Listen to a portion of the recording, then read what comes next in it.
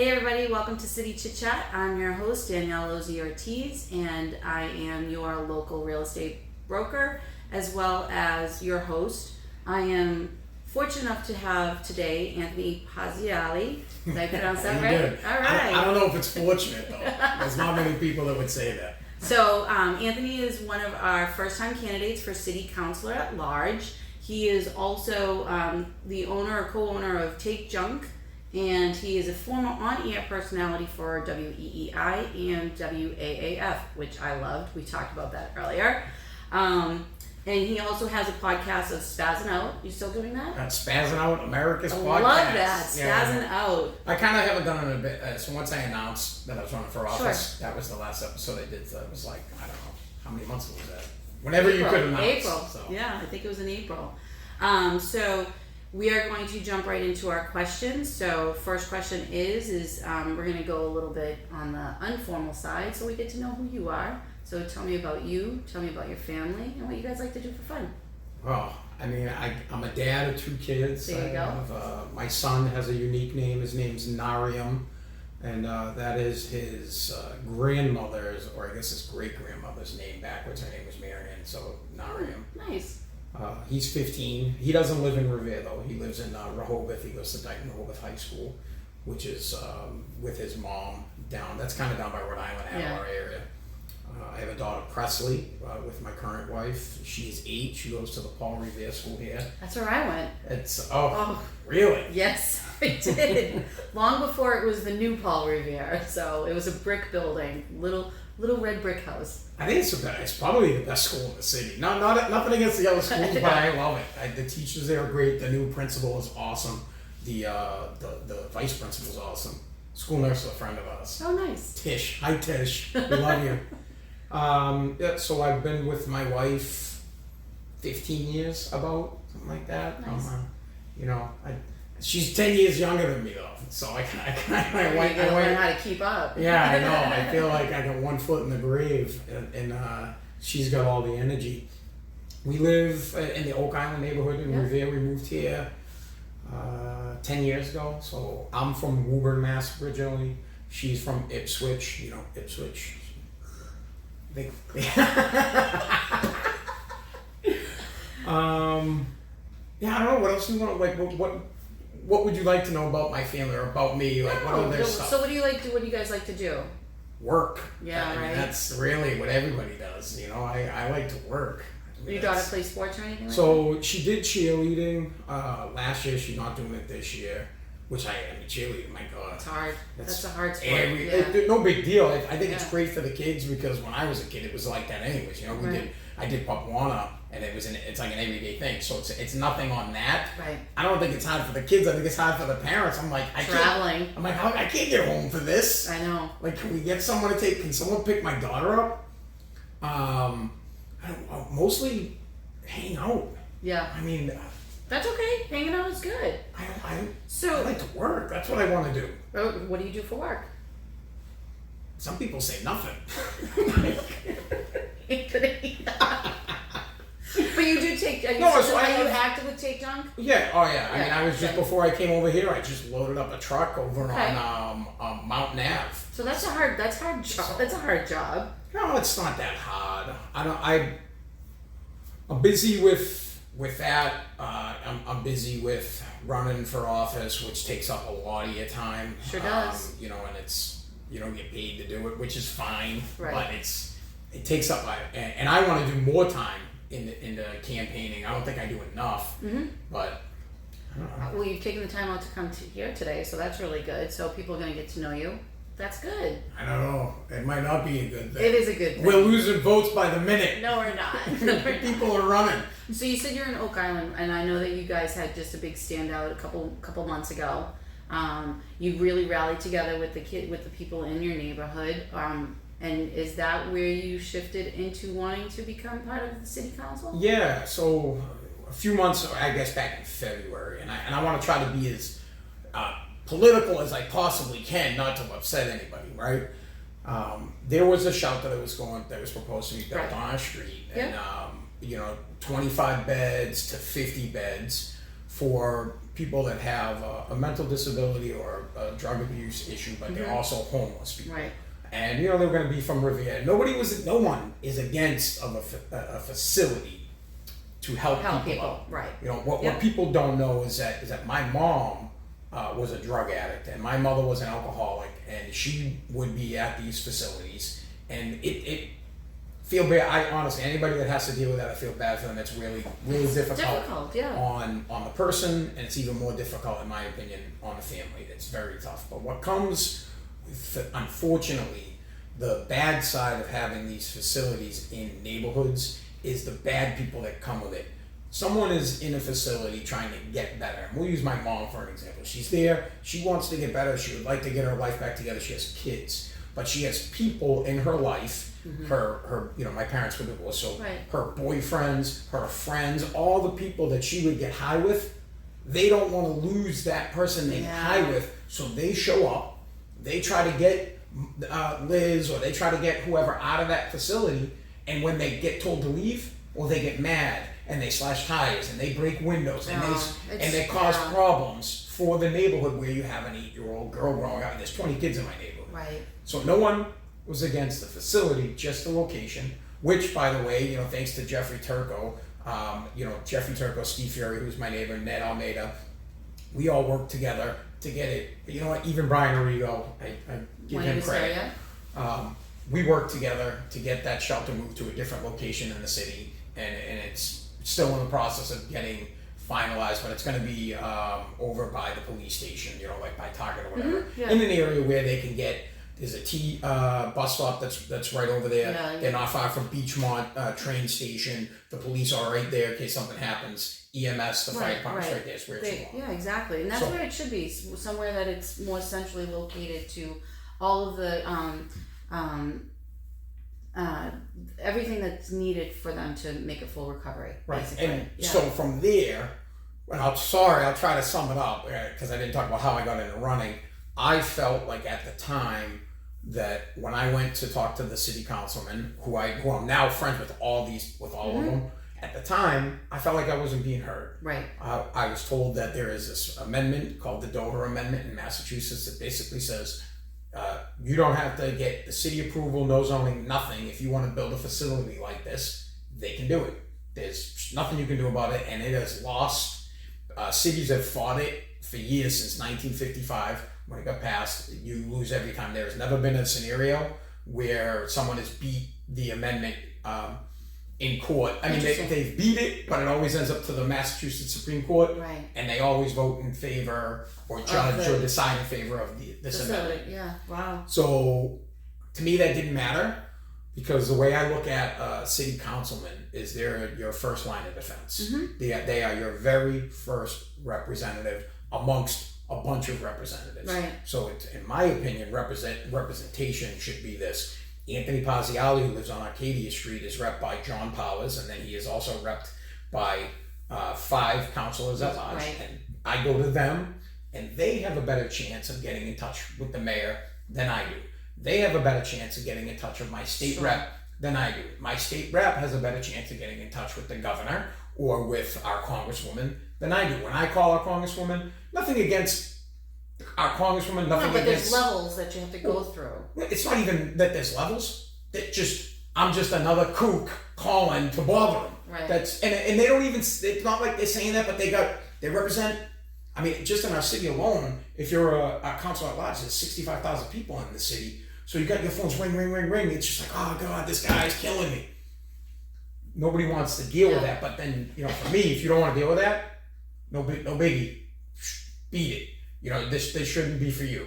Because if, for example, when I get elected, I'm representing people on all levels. Yeah. You come to me, I will fight for you from the city hall to the White House. Right. Because that's my job. Sure. My job is to get in touch with the mayor. If the mayor can't help me, I call the state rep. If she can't, I call the state senator. State senator can't help me, I will be outside of Maura Healy's house banging on her door. Hey, no, you don't want to talk to me? I'll go to Catherine Clark's house, who lives right down the street from here. Yeah. Hey, Congresswoman Clark, you going to help me out? Oh, no, you won't help me out? Great. I'll be at the White House with a bullhorn. I'm going to find somebody to help me out.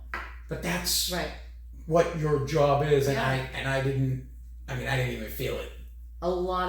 This much. Right, and a lot of people that you were with felt the same way. Right. And there was two others with yourself, Ned and. So Ned Almeida and Steve Fury. Where you guys were the voices, right? The collective voices. You know, we brought everybody together, but the community gets all credit. I'm not taking. No, the community was fantastic. I mean, I walked out with you guys on you were there. Occasion, yeah. Which was really, it's a really humbling experience to see, you know, the community come together that way and really appreciate that your neighbors, because people don't know their neighbors, and this was a way for everybody to get to know everybody. Yeah, and it was, and it really, and it worked out in your favor, right, in the neighborhood's favor. And they've got a facility now that they're going to have all of those needs fulfilled in the appropriate place. Yeah, no, it's a win-win. Right, really. Absolutely. It's a win-win. So that, I'm assuming, is one of the reasons why you entered into politics. Are you flashing my camera? Yeah. So let me ask you this: 11 candidates, including yourself. Yes. How many sit on the city council? Okay. And all the seats this year are up for grabs? So there are five people can get elected out of the 11. So we're gonna have a primary. Which is in September. One person's gonna get. Imagine if I'm the one that gets bumped. Why? So you have 11 candidates and only one person's gonna be off the ballot. Oh, really? Yeah. So, interesting. So there'll be 10. We'll have a primary. I think it's September 19th. Yes. Top 10. I feel so, like, imagine being the only guy. Well, woman. There's one lady, but she'll make it through. That gets narrowed down to 10, and then 5 people win. There are currently there's one incumbent, that's Mark Silvestri. Now Tony Zambuto, who well, I mean, I don't mind saying that. I mean, I support Mark Silvestri. I support Tony Zambuto. And Tony, he had been a city councilor many times, but this recent time around, a councilman had passed away, and he took his spot. There wasn't a special election or anything like that. It was like more like an appointment. Yeah. So he's not technically considered an incumbent. Okay. But I would guess that Mark will win. I will guess that Tony will win. And then you really have three seats up for grabs. But out of 10. Bob Hass is running, and you know, I mean, again, I love you, Bob. I really do. It's great people, and you know, he's like royalty in the city. He's got a name his dad for sure. Yeah. Was mayor. Everybody loved him, and you know, when I talk to people, they're like, Bob Hass is running for. I'm like, no, not the dad, not the dad. The third. It's funny because I was gonna wear Hass's shirt when we were doing the interview. So now, you know, you're really running for 2 seats. You know, and my thing is, we want representation all around. Yeah, I mean, I honestly, whoever the city puts in there, if they think they're the best person, I'm happy for that. I'm not one of those people.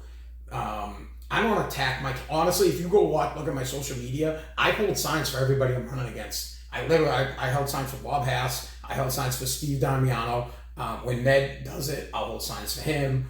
Don Martelli, I'll hold signs for him. Michelle Kelly, I'll hold signs for him. I went to Mark Silvestri's thing, donated, went to another thing for him. Zambuto, I'd hold signs for him. Alex. But that's all encompassing. So you're able to work with other people, and that's what really sets you apart from other people. Right. I mean, it's not all about you. Yes, you want to be elected, but you are representing the whole constituents of Revere. You're the first line of offense for the constituents, right? No, that's how I would like to see it. Like, I mean, I'm gonna if I don't like to say if, right? I like to say when you get in. When I get in, of course, I mean, my campaign strategy currently is I go door to door and I give out my cell phone number, and I tell people, I say, hey, here's my cell phone number. I know I'm not an elected official, but whatever you need, you call me. And I saw that when it happens a lot. I saw that with one of your Facebook posts about you helping somebody find their passport. So I found some passports that pulled couches to the curb. Some lady called me. It was 11 o'clock at night. Her TV fell off her wall. Goodness. I went over. I'm currently helping a lady on Kerry Ave with a one-way sign issue that she's having. Then there's another woman that just actually hit me up on Instagram that has an issue over by Mountain Ave.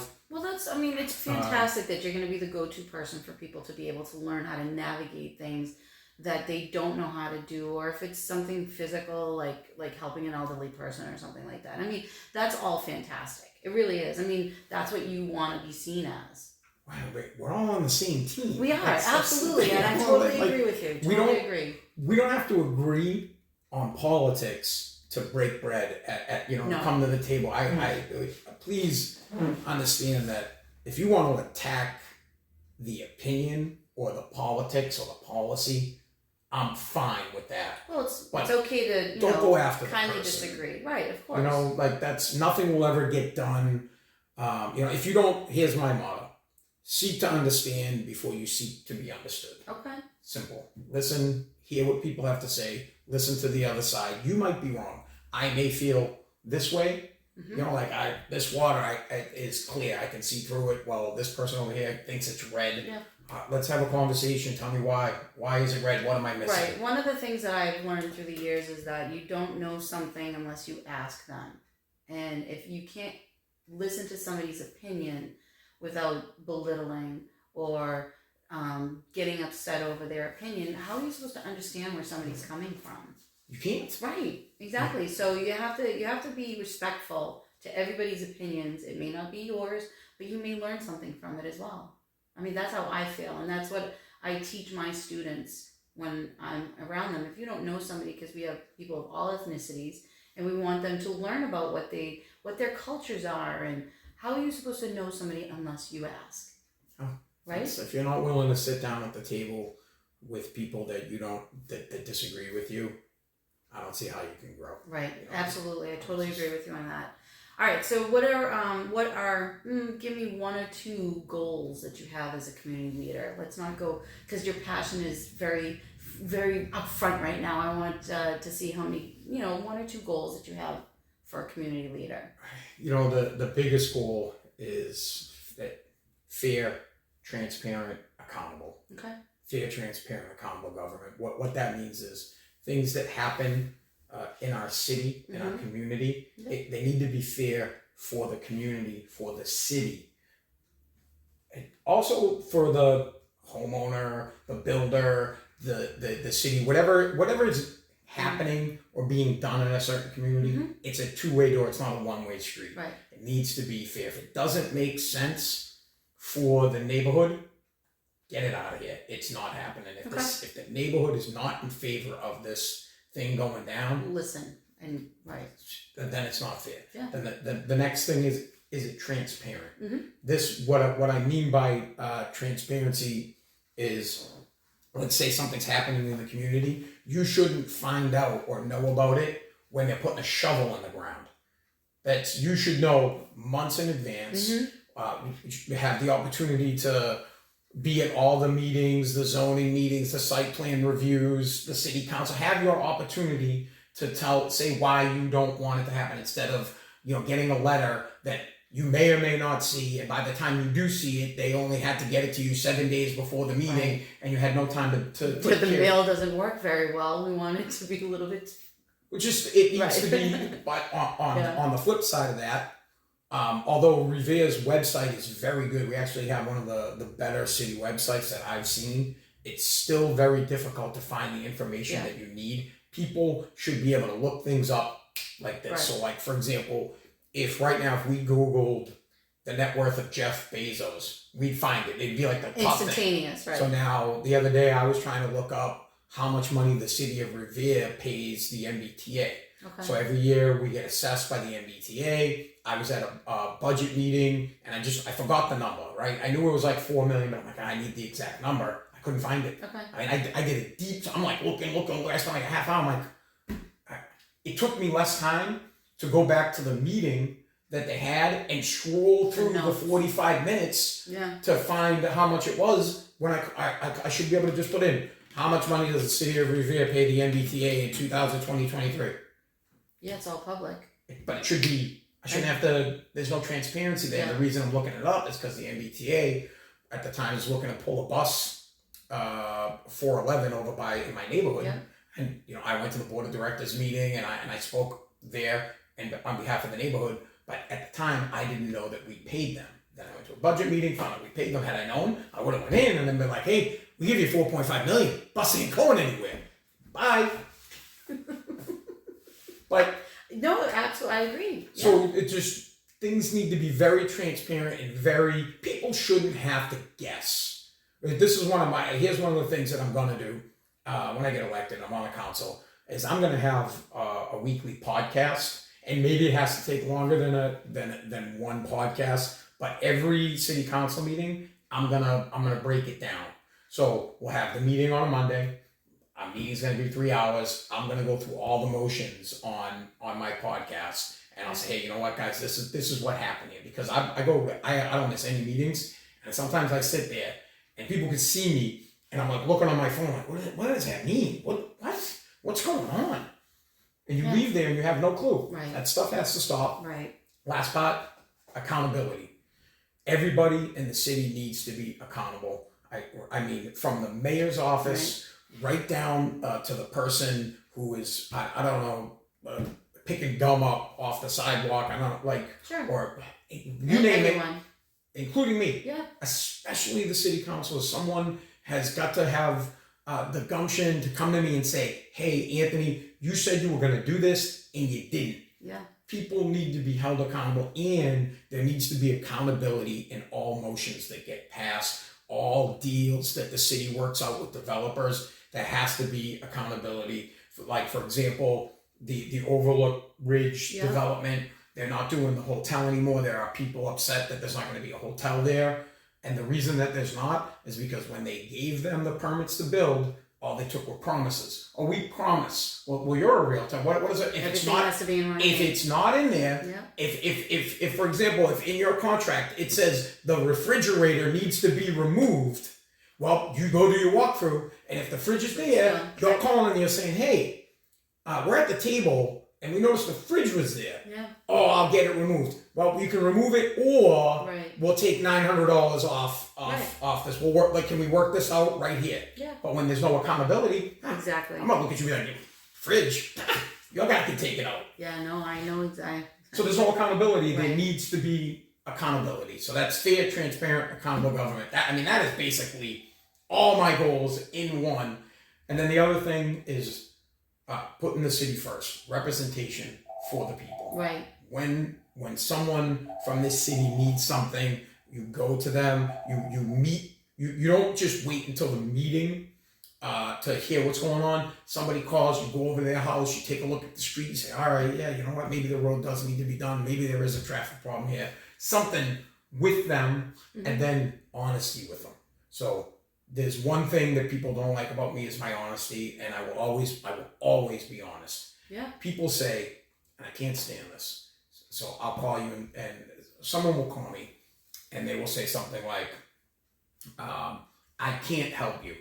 I can't help means I'm too scared to tell you I don't want to help you. Right.